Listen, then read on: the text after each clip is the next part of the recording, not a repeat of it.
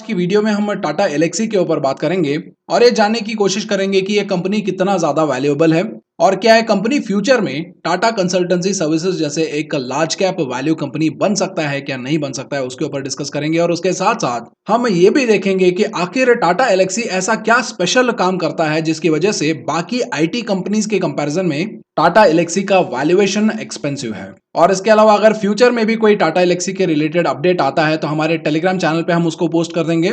और अगर आप हमारे टेलीग्राम चैनल के साथ जुड़ना चाहते हैं तो मैंने ज्वाइनिंग लिंक वीडियो के डिस्क्रिप्शन में दे दिया है। और उसके अलावा वीडियो के डिस्क्रिप्शन में आपको डीमैट अकाउंट ओपन करने के बहुत सारे ऑप्शंस मिल जाएंगे, जहां पर कुछ ऑप्शंस में तो आपका डीमैट अकाउंट बिल्कुल फ्री में खुल जाएगा और आपको फ्री में बहुत सारे बेनिफिट्स भी मिलेंगे। तो ज्यादा जानकारी के लिए वीडियो के डिस्क्रिप्शन जाके चेक करें और वीडियो के डिस्क्रिप्शन में हमारे व्हाट्सएप चैट सपोर्ट नंबर भी है।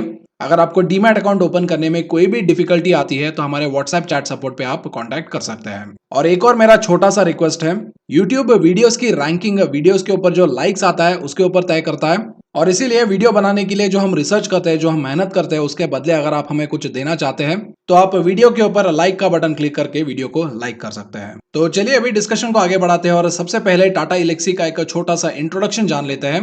तो ये कंपनी दुनिया का one of the leading companies है जो design and technology services provide करते हैं। और ये सर्विसेज ये company automotive, media, communication and health care industry में प्रोवाइड करता है। इसके अलावा कंपनी और भी काम करता है जैसे कि electronics and mechanical design, software development and software validation and deployment. और अगर आप इंडस्ट्री सेगमेंट वाइज अगर कंपनी का रेवेन्यू देखेंगे तो ब्रॉडकास्ट एंड कम्युनिकेशन इंडस्ट्री से कंपनी को अराउंड 44% ऑफ द रेवेन्यू आता है। और ट्रांसपोर्ट एंड ऑटोमोटिव इंडस्ट्री से कंपनी को अराउंड 41% रेवेन्यू आता है।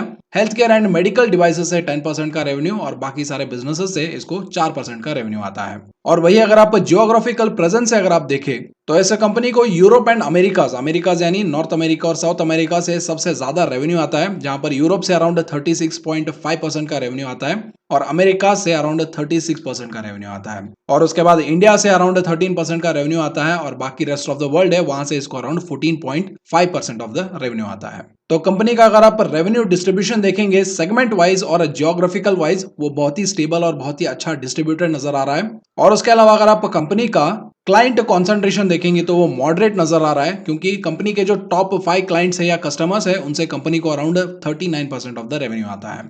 यानी अगर आप इनके टॉप क्लाइंट्स अगर आप कंसिडर करेंगे तो पर क्लाइंट इनका जो रेवेन्यू है वो ऑन एन एवरेज 7.8 से ज्यादा नहीं है। और यहाँ पर जो क्लाइंट कॉन्सेंट्रेशन है ये इसीलिए इंपॉर्टेंट हो जाता है क्योंकि अगर आप लॉन्ग टर्म में कोई बिजनेस बिल्ड करना चाहते हैं तो आपकी डिपेंडेंसी एक दो क्लाइंट पे नहीं होना चाहिए, बल्कि आपका जो रेवेन्यू है वो इंडस्ट्री के अक्रॉस और अक्रॉस क्लाइंट से डिस्ट्रीब्यूटेड होना चाहिए। क्योंकि अगर एक दो क्लाइंट से बिजनेस आना बंद भी हो गया तो आपका जो रेवेन्यू है, आपका जो प्रॉफिट्स है उसके ऊपर ज्यादा इंपैक्ट नहीं होना चाहिए। हालांकि कुछ सालों पहले टाटा एलेक्सी में क्लाइंट कॉन्सेंट्रेशन एक मेजर इशू था, जिसको कंपनी ने over the period of time consciously इस प्रॉब्लम को सॉल्व किया है, जो कि इन्वेस्टर्स का नंबर 1 कंसर्न था। लेकिन आज भी जैगुआर लैंड रोवर एक एक्सेप्शन है, जिसके बारे में कुछ ही टाइम में हम और ज्यादा डिस्कस करेंगे। और यूजुअली मैंने देखा है कि जो टाटा कंपनीज होते हैं वो इन्वेस्टर फ्रेंडली कंपनीज होते हैं, क्योंकि अगर कुछ चीजें इन्वेस्टर्स को बॉदर कर रहा है तो टाटा कंपनीज उसको जल्द से जल्द सॉल्व करने की कोशिश करते हैं। और ऐसे केस में टाटा कंसल्टेंसी सर्विसेज मेरा फेवरेट कंपनी है। लेकिन आपका फेवरेट टाटा कंपनी कौन सा है उसको कमेंट सेक्शन में जरूर बताइए। तो चलिए अभी डिस्कशन को आगे बढ़ाते हैं और इस कंपनी का बिजनेस मॉडल क्या है उसे देख लेते हैं। तो अगर आप कंपनी का बिजनेस एज अ होल देखेंगे तो उसको 3 कैटेगरीज में डिवाइड कर सकते हैं। पहला कैटेगरी है सिस्टम इंटीग्रेशन एंड सपोर्ट, जिससे कंपनी को अराउंड 2% ऑफ द रेवेन्यू आता है।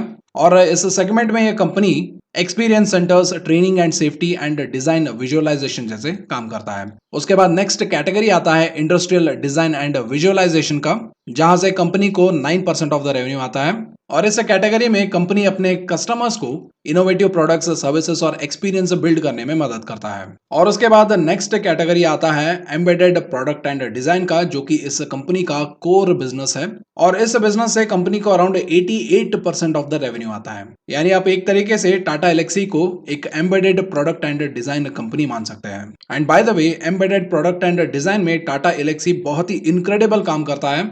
एंड बाय चांस अगर आप सॉफ्टवेयर इंडस्ट्री में काम करते हैं और आपको टाटा एलेक्सी के इस इनक्रेडिबल काम के बारे में मालूम है तो कमेंट सेक्शन में जरूर बताइए। तो सबसे पहले जो एम्बेडेड प्रोडक्ट डिजाइन क्या होता है इसको थोड़ा आपको समझने की जरूरत है। तो ये एक तरीके का स्पेशलाइज्ड एरिया है जहां पर आपको हाईली ट्रेन्ड एक्सपर्ट्स की जरूरत पड़ती है। जो कि बहुत ही एडवांस्ड टूल्स एंड इक्विपमेंट्स के साथ काम करे और आइडियाज को प्रोडक्ट्स में ट्रांसफॉर्म करे। और अगर आप सॉफ्टवेयर लाइन से होंगे तो पता होगा एम्बेडेड डिजाइनिंग में सिस्टम आर्किटेक्चर से लेकर के हार्डवेयर, सॉफ्टवेयर और मैकेनिकल डिजाइन सब का काम होता है। यानी इसको आप एक तरीके का डिजाइन और इनोवेटिव काम मान सकते हैं जिसको हर कोई कंपनी नहीं कर सकता है।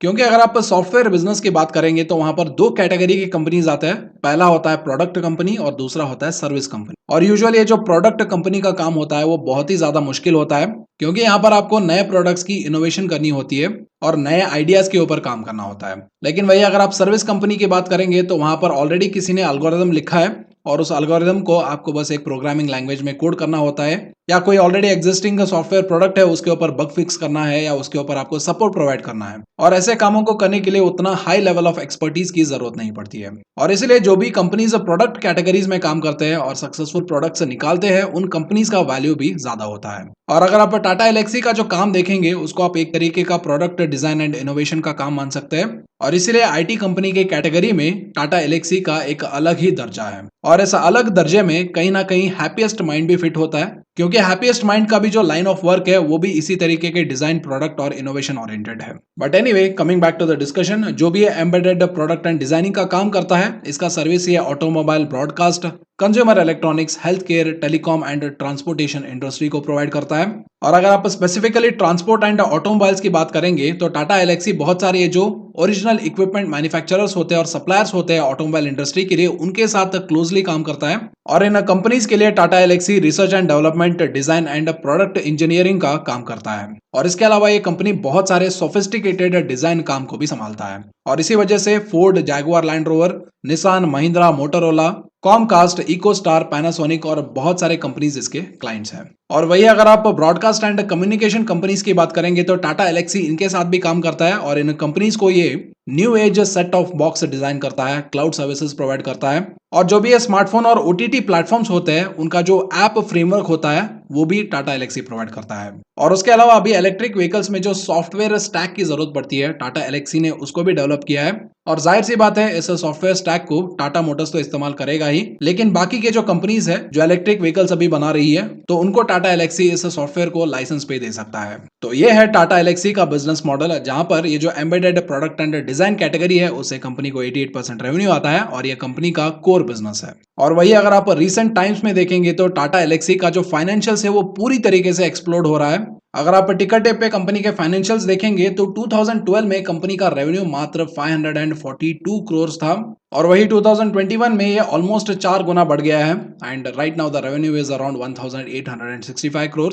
और वही अगर आप नेट प्रॉफिट की बात करेंगे तो देखिए नेट प्रॉफिट 2012 में मात्र 34 करोड़ था, लेकिन अभी फाइनेंशियल ईयर 21 में नेट प्रॉफिट 368 करोड़ के आसपास है, यानी नेट प्रॉफिट 10 गुना से भी ज्यादा हो गया है। और वही अगर आप कंपनी के प्राइस चार्ट भी देखेंगे तो 5 सालों में कंपनी ने अराउंड 327% का रिटर्न डिलीवर किया है। और एक टाइम पे तो ये कंपनी का प्राइस अराउंड 499 रुपीज पे ट्रेड कर रहा था और इस कंपनी ने रिसेंटली अराउंड 4090 रुपीज का हाई भी बनाया है। और वही अगर आप कंपनी के प्राइस टू अर्निंग्स रेशियो देखेंगे तो वो अराउंड 61.93 है और कंपनी का पीबी रेशियो अराउंड 16.86 है, जो कि इंडस्ट्री पी और पीबी रेशियो से थोड़ा ज्यादा है। तो इसके बारे में भी हम डिस्कस करेंगे, लेकिन सबसे पहले कंपनी का जो इन्वेस्टमेंट चेकलिस्ट है उसको देख लेते हैं। तो यहाँ पर देखिए प्रो इन्वेस्टमेंट चेकलिस्ट के हिसाब से डिफॉल्ट प्रोबेबिलिटी लो है क्योंकि कंपनी बहुत ही वेल फंडेड और स्ट्रांग है। क्वालिटी चेक्स में कंपनी टॉप परफॉर्मर में गिना जाता है और ग्रोथ स्कोर में यह सैटिस्फैक्टरी परफॉर्मेंस दिखाता है। और हाँ, टिकट टेप का प्रो मेंबरशिप 14 डेज ट्रायल के लिए बिल्कुल फ्री में मिल रहा है। मैंने लिंक वीडियो के डिस्क्रिप्शन में दे दिया है, अगर आप चाहे तो जाके चेक कर सकते हैं। तो अभी हम बात करेंगे टाटा एलेक्सी के उस क्वालिटी के बारे में जो बाकी आईटी कंपनीज में नहीं है, जिससे ये कंपनी ज्यादा स्पेशल बन जाता है, और वो है इस कंपनी का परसिस्टेंस, मुश्किल सिचुएशन में एडाप्ट और चेंज होने की कैपेसिटी और उस चेंज के साथ ग्रो होने की इनकी क्षमता। और इसको समझने के लिए मैं आपको टाटा एलेक्सी का एक छोटा सा हिस्ट्री ग्लिम्स दिखाऊंगा, जिससे आपको क्लियर हो जाएगा कि ये कंपनी कितना ज्यादा फ्लेक्सिबल है और मुश्किल से मुश्किल घड़ियों में भी ये कैसे एडाप्ट हो सकता है। तो टाटा एलेक्सी की स्टोरी शुरू होती है 90s में, जहां पर इन्होंने एम्बेडेड प्रोडक्ट डिजाइन में वेंचर शुरू किया और उस टाइम उनके पास रीजनेबली एक अच्छा क्लाइंट साइज भी था। और जब बिजनेस अच्छे से चल रहा था तो उस टाइम आया ग्लोबल फाइनेंशियल क्राइसिस और इस क्राइसिस की वजह से बहुत सारे क्लाइंट्स ने टाटा एलेक्सी को छोड़ दिया। और उस टाइम टाटा एलेक्सी के साथ एक मेजर प्रॉब्लम था क्लाइंट कॉन्सेंट्रेशन का, क्योंकि जो भी मेजॉरिटी ऑफ द रेवेन्यू आता था वो जापानीज कंपनीज जो यूएसए में ऑपरेट करती है उनसे आता था। और टाटा एलेक्सी ने सोचा कि ये जो जापानीज कंपनीज है ये बहुत ही बड़ी कंपनीज है, तो इसीलिए अगर हम इनके साथ रिलेशनशिप अच्छा मेंटेन करके रखेंगे तो कोई इंपैक्ट होना नहीं चाहिए, ऐसा उन्होंने सोचा था। लेकिन जिस दिन फाइनेंशियल क्राइसिस की वजह से जापानीज कंपनीज के सेल्स इंपैक्ट होने शुरू हुए, उस दिन उन्होंने सबसे पहले जो आर&डी का बजट होता है उसको कट किया। और टाटा एलेक्सी आर&डी का ही काम करता था, यानी रिसर्च एंड डेवलपमेंट का ही काम करता था इन कंपनीज के लिए, तो इसीलिए टाटा एलेक्सी से ये सारे कॉन्ट्रैक्ट छूट गए। और इस नेगेटिव डेवलपमेंट की वजह से टाटा एलेक्सी में एग्जिस्टेंशियल क्राइसिस आ गया था, तो इसीलिए कंपनी सर्वाइव करने के लिए, अपने बिजनेस जिंदा रखने के लिए उन्होंने वीएफएक्स का काम शुरू किया। और टाटा एलेक्सी बॉलीवुड मूवीज के लिए वीएफएक्स के प्रोजेक्ट्स करने लगा। और उसके बाद में इन्होंने हॉलीवुड मूवीज के लिए भी वीएफएक्स प्रोजेक्ट बनाना शुरू कर दिया।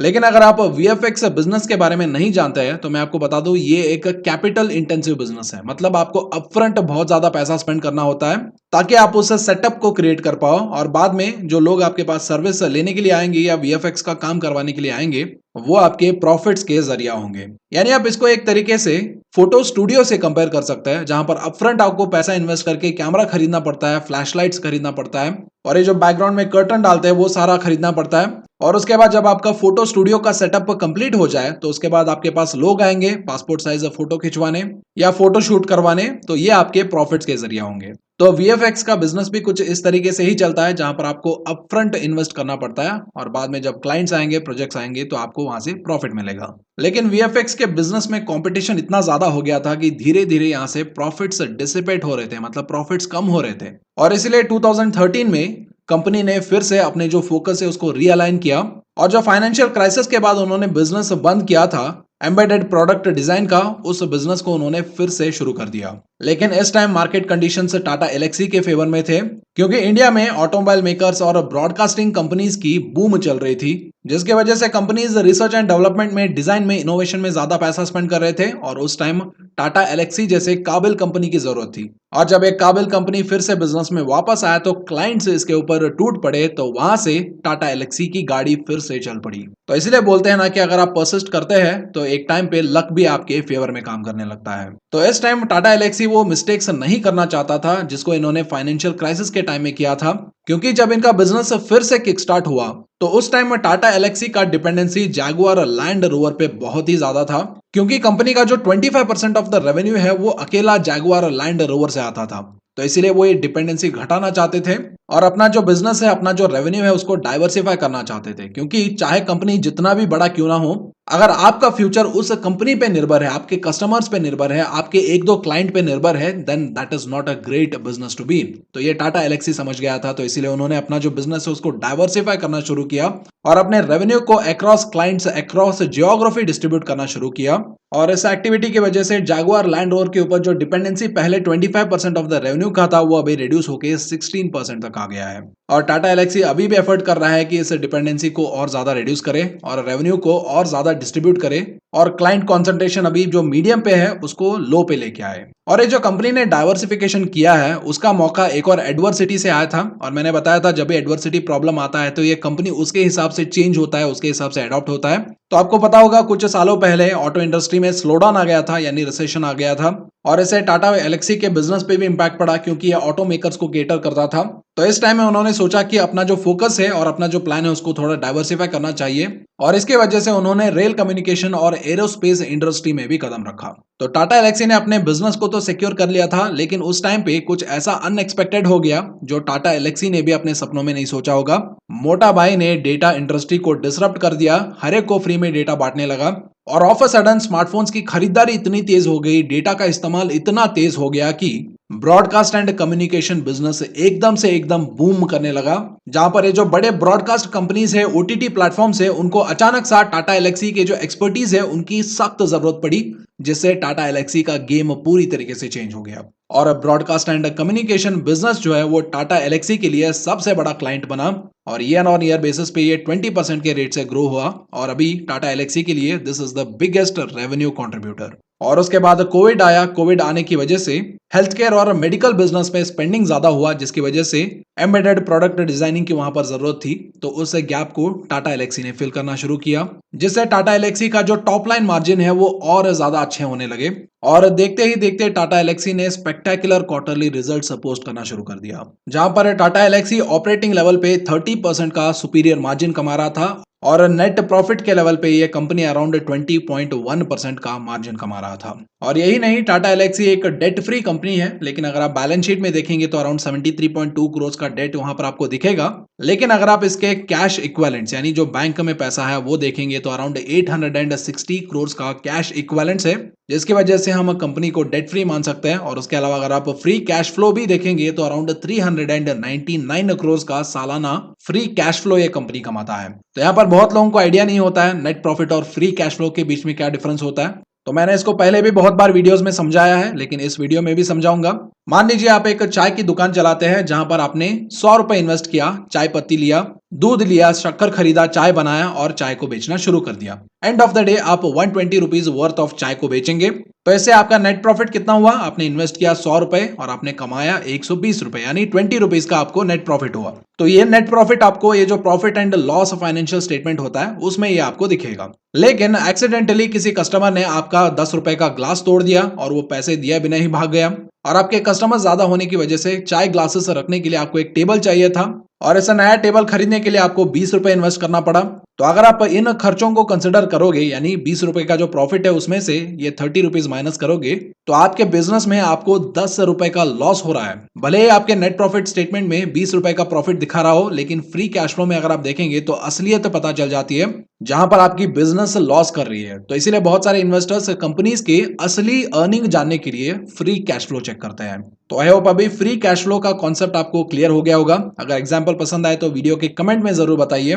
तो चलिए अभी फाइनली बात करते हैं कंपनी के वैल्यूएशन के बारे में। तो अभी अगर आप टाटा एलेक्सी का प्राइस टू अर्निंग्स रेशियो देखेंगे तो ये करीब करीब 62 प्राइस टू अर्निंग्स रेशियो पे ट्रेड कर रहा है, जहां पर इंडस्ट्री का average price to earnings ratio around 32 है। और इसकी वजह से ये one of the most expensive IT stock बन जाता है, यानी लोग अभी इस कंपनी के ऊपर पैसा बेट कर रहे हैं इसके फ्यूचर पोटेंशियल को देख के। लेकिन सवाल आता है कि क्या टाटा एलेक्सी में ये जो मोमेंटम है क्या ये कंटिन्यू हो सकता है या नहीं हो सकता है। अगर मैं आपको फ्रैंकली बताऊं तो आई डोंट नो, लेकिन मुझे यह जरूर पता है कि टाटा एलेक्सी एक बहुत ही परसिस्टेंट कंपनी है।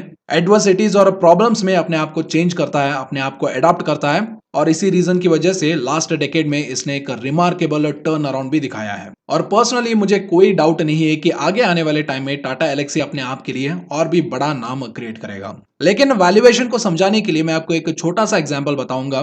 तो जब भी कोई बिल्डिंग की कंस्ट्रक्शन होती है तो बिल्डिंग में मजदूर भी काम करते हैं और बिल्डिंग में इंजीनियर भी काम करता है, लेकिन जब सैलरी की बात आती है तो इंजीनियर का सैलरी मजदूर से ज्यादा होता है। तो ऐसा क्यों है? क्योंकि मजदूरी के काम में उतना ज्यादा दिमाग नहीं लगता है। अगर कोई नया आदमी भी आता है तो 1-2 दिन में वो काम भी सीख लेगा, लेकिन एक इंजीनियर का काम एक इंजीनियर ही कर सकता है, क्योंकि यह स्पेशलाइज्ड काम है। और उसी तरीके से आईटी में भी innovation, design and research and development में जो कंपनीज काम करती है उनका वैल्यू भी ऑब्वियसली ज्यादा होता है।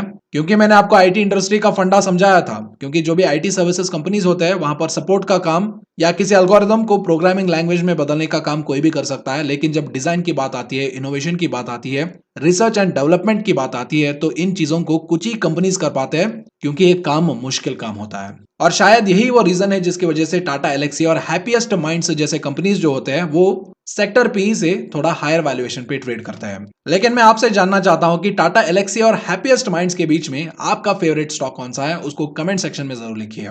आई होप आज की वीडियो आपको पसंद आया होगा, और हमारी मेहनत के बदले अगर आप हमें अप्रिशिएट और मोटिवेट करना चाहते हैं तो वीडियो को लाइक जरूर कर दीजिए।